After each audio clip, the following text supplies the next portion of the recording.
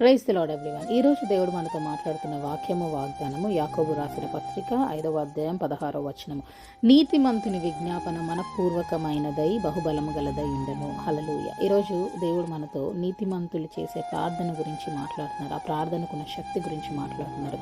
మనం చేసే ప్రార్థనలు కొన్నిసార్లు ఆలస్యం అవుతూ ఉంటాయి, కొన్నిసార్లు జవాబులు రాకపోతూ ఉంటాయి, మనం ఎంతగానో చింతిస్తూ ఉంటాం. కానీ దేవుడు ఏం చెప్తున్నాడంటే నీతిమంతులు చేసే ప్రార్థన బలమైనదంట. It's working, it's very effective.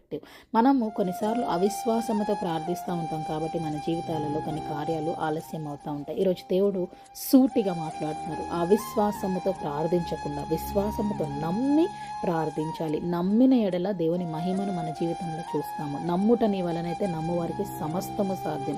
ఎలాంటి కొండనైనా కూడా తీసుకెళ్లి సముద్రంలో పడిపోవన్నప్పుడు ఆ కొండలాంటి సమస్య, అనారోగ్యమే కానీ నిరుద్యోగమే కానీ ఏదైనా కూడా అవి లేచి వెళ్ళి సముద్రంలో పడిపోతాయి. ఓల్డ్ టెస్టిమెంట్లో మరి మొదటి రాజులు గ్రంథంలో ఒక వాక్యాన్ని మేము ముందు పెడుతున్నాను.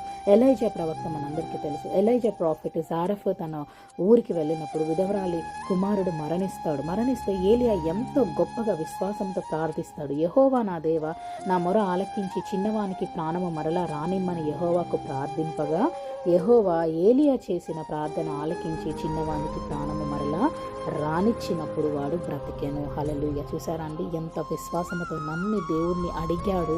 ఆ ప్రార్థన వలన చనిపోయిన ప్రాణము తిరిగి లేసొచ్చిందంట. అలాంటి కొండలాంటి సమస్య నీ జీవితంలో ఈరోజు ఉందేమో.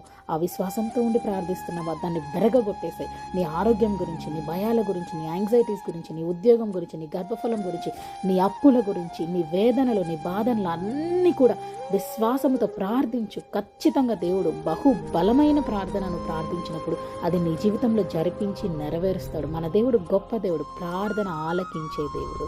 మే the lord bless you and give you peace. Have a fruitful day.